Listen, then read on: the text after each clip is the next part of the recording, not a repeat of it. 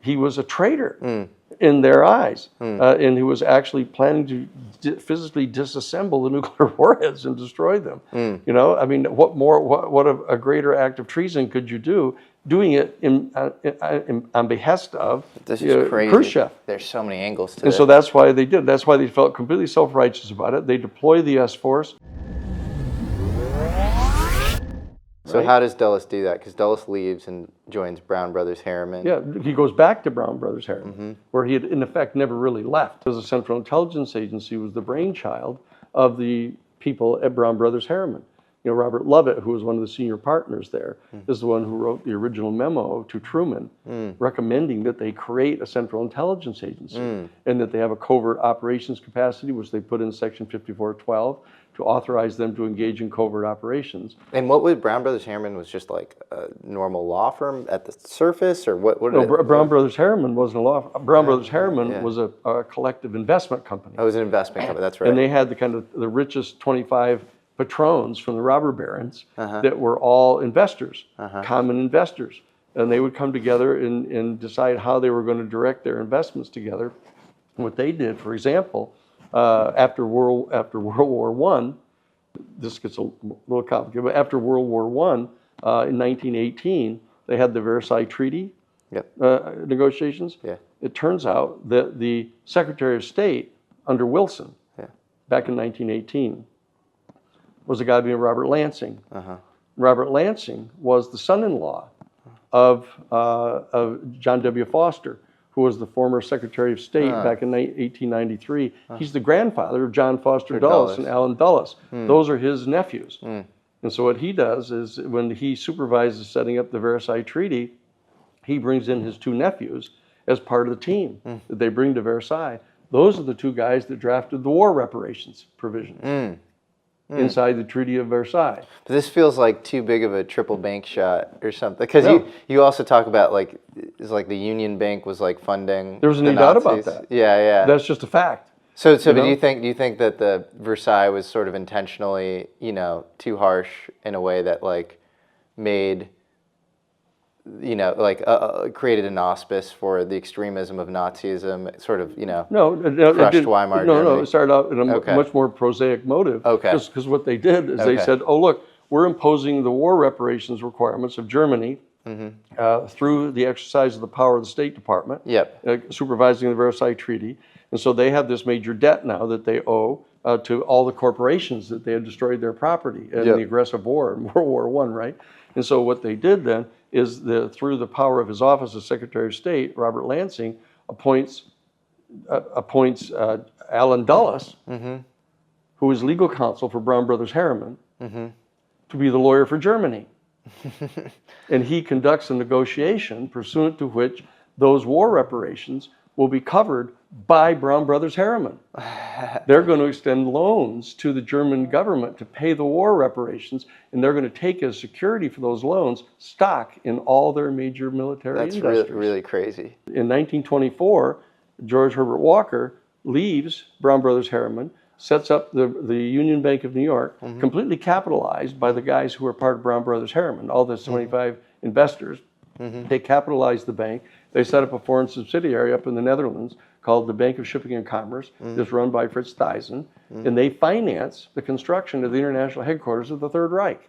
So crazy. And they start funneling money to Hitler to rise up to become the bulwark against Bolshevism in Europe. And so that they wanted Hitler to establish this kind of fascist government, the economic theory of which is you place all the instrumentalities of the government at the disposal of the interests of the private corporations, and they will then help help the major corporations. The corporations will prosper. They'll hire more people. It'll stimulate your economy. And people all the way up into the top agreed with that. That's a great idea. The only issue like Henry Ford and the guys at Brown Brothers Harriman. They thought that's a good idea to do that, right? I think Ford had ideological sympathies as well. That was what they were doing. So that's how. And then when Hitler started coming off the leash.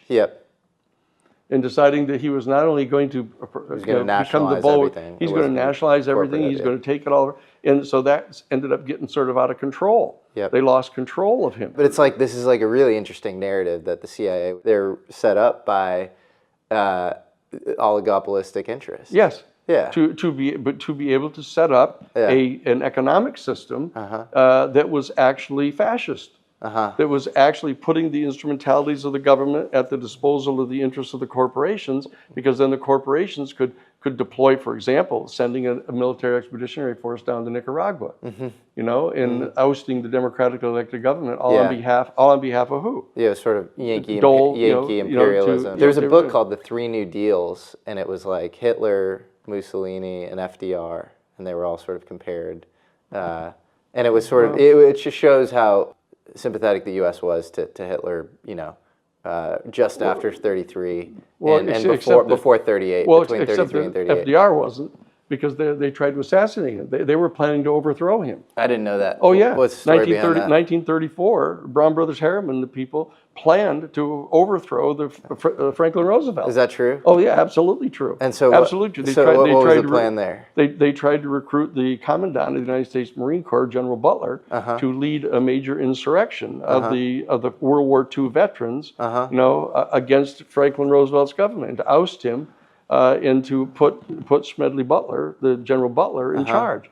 In that they were going to have a fascist government. The Carnegies, the Rockefellers, these are all the Gilded Age families. They're just the Gilded Age. Got it. Okay, so when you say robber barons, you that's mean who they are. The Gilded Age That's industrialists exactly right. that That's exactly controlled right. the supply chains of the They were United just States. very, very effective. The Vanderbilts, were they? They were. Yeah, that's right. Yeah. Absolutely. They were very effective doing what they were doing, and that they carried what they were doing to the logical conclusions of say, well, look, why wouldn't we exercise control over the government? But that this is what was going on, and the bottom line is that after, because Hitler came off the leash and started becoming totally excessive about what he was doing in Europe, and then started going after all the Jewish people, and started doing all these kind of excessive things. Still, you need to remember, it's going to be kind of a shocking observation, but the United States never declared war on Germany.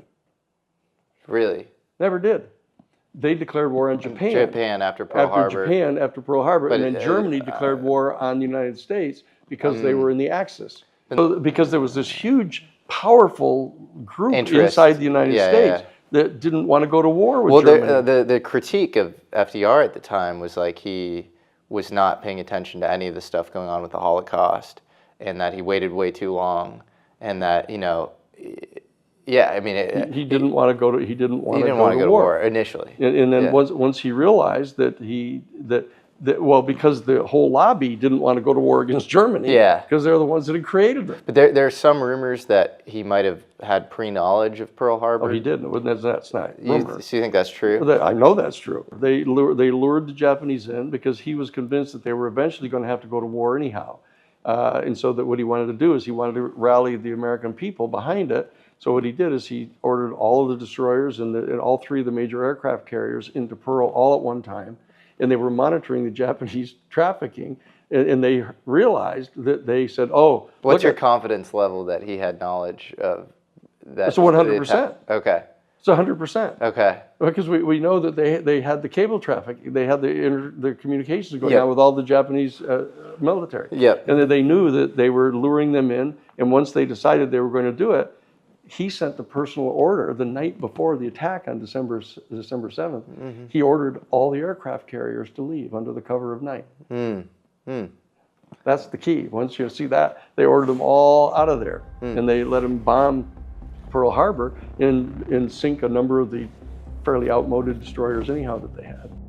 The United States of America was suddenly and deliberately attacked by naval and air forces of the Empire of Japan. Once Japan did that, then he got a declaration of war against Japan, not against Germany. And then Germany declared war on the United States. Okay, so let's jump back to JFK. Actually, so Brown Brothers Harriman is a very powerful center of organizing. Okay, and so that when Kennedy was deciding that he was going to do this backdoor channel thing with Nikita Khrushchev and start issuing orders to disassemble and destroy the nuclear warheads, that when Dulles found out about that, what he does goes to Brown Brothers Harriman, and they give the green light, say that's it. that this guy's got to go. And he knew about the S force, so that they just targeted the S force. Was George H.W. Bush involved in the death of JFK? No, he was notified just before it was coming down, as Lyndon Johnson was. They were notified that this was happening because they had said, "Look, he's trying to disassemble the nuclear warheads of our whole arsenal." They all got together, J. Edgar Hoover and Because Nixon. George H.W. Bush was CIA, and I think he went missing. The rumor was for 12 days, and there's a photograph of him in Dallas. We know where he was. He was in Dallas. He was in a meeting at the ranch of Clint Murchison. Is where not the one in Oaxaca, but the one in Dallas. So he was helping coordinate this whole thing? No, he was just being briefed. Okay. He was just being told, notified that this was getting ready to happen. Okay. And so that's it. But he had pre-knowledge of JFK's Yes. Death. He did. Lyndon Johnson did. Hoover did. The Lyndon Johnson thing makes Because it was sense viewed to me. it was viewed as the patriotic thing to do. Because he was a traitor in their eyes, and he was actually planning to physically disassemble the nuclear warheads and destroy them. I mean, what a greater act of treason could you do? Doing it on behest of This is crazy. Khrushchev. There's so many angles to And it. so that's why they did. That's why they felt completely self-righteous about it. They deployed the S force. The guy that killed him is Roger Morales, who was the dead-eye shot for the team. Off the knoll, and it turns out he was one of the men on the grassy knoll. Yeah, that's right, the key guy. And what's his name? Morales, Roger Morales. His name is. And then Cabell is one of Dulles' right-hand men, and there's this weird narrative with him where his brother is the mayor of Dallas. That's right, Cabal. And Cabal. Yeah, that's right. Was it Cabal or Cabell? Cabal. Cabell. And his brother, the mayor of Dallas, reroutes JFK's motorcade. Is that right? Yeah, they did. He was involved in the decision to do it. Yeah. And there's a weird kind of UFO connection there because Cabell, CIA officer Cabell, had seen Blue Book, and he said, this is a super shoddy operation. This is written up in Edward J. Ruppelt's book. Yeah. And so he actually became part of Blue Book. Right. He actually had authority in Project Blue Book to fix the place up and run it. So that's all true. It's one of those data points that you have to look at and say, what does that mean? Does it mean what you think it might mean? How many things could it mean, et cetera? But the bottom line is that Oswald, the most unpopular part of this whole reality is that everybody thinking Oswald was just this innocent guy that just happened to be in the neighborhood. Yeah. That's not true at all. Do you think he was brainwashed or coerced, or No, I think what he did is he realized that there was a plan afoot to have him go up there and take a shot at Kennedy, not to kill him, but take the shot at him. So what they could then do is say, "Oh, look, he's connected to Cuba." That's why he did that fake the Cubans Free Cuba Committee thing. Yeah. And that they could blame that. And he spent some time in Russia. And then that's right. And then they could run and attack. He thought he was going to be the only one that was going to be taking the shot at him, and then goes trying to run away, and then they were going to eventually catch him. Though? Well, he was. Or was he ideologically down to be martyr or something? No. He just believed that it was going to work. He was going to get arrested, and then they were going to come to his aid. Okay. He was going to get legal defense, and he'd do all these other kind of things. But as soon as he saw Tippit coming for him, he killed Tippit. He shot and killed Tippit. And Tippit is the police officer that he killed. Yeah, right. Because Tippit was assigned to go get him. Right. And because he had too much knowledge, you think they got Jack Ruby to kill him? Yes. And Jack Ruby, I think, was maybe an MK Ultra patient. It wasn't required. He was a mob guy.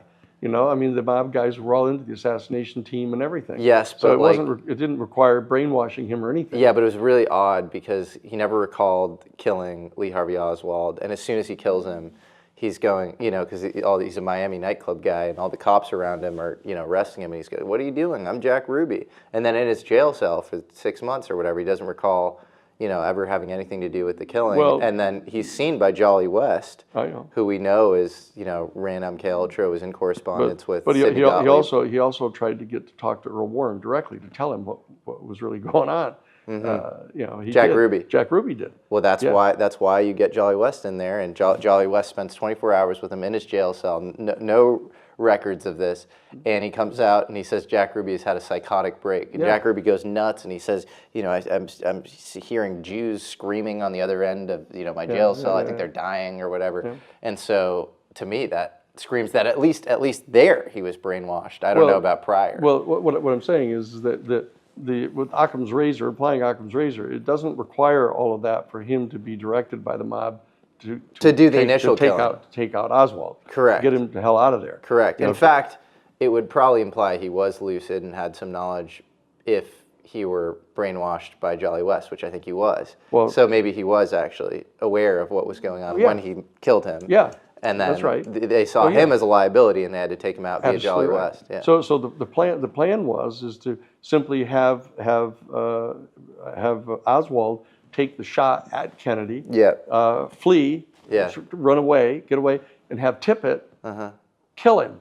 And so they'd have the lone gunman shot and killed, and it'd be over. It'd be done with, right? Which is the classic MO. Is how you do it, right? But as soon as he saw Tippit coming to see him, he shot him and killed him, and then continued to flee and realized that he was getting screwed because he didn't know there were any other shooters. Yeah, it is also when you read the transcript of Jackie O coming off Air Force One and being greeted by Lyndon Baines Johnson. You know, Johnson and JFK sort of hated each other by that time. Sure. And I do see LBJ as sort of this ruthless guy. President Lyndon Johnson has left the hospital in Dallas, but we do not know to where he has proceeded.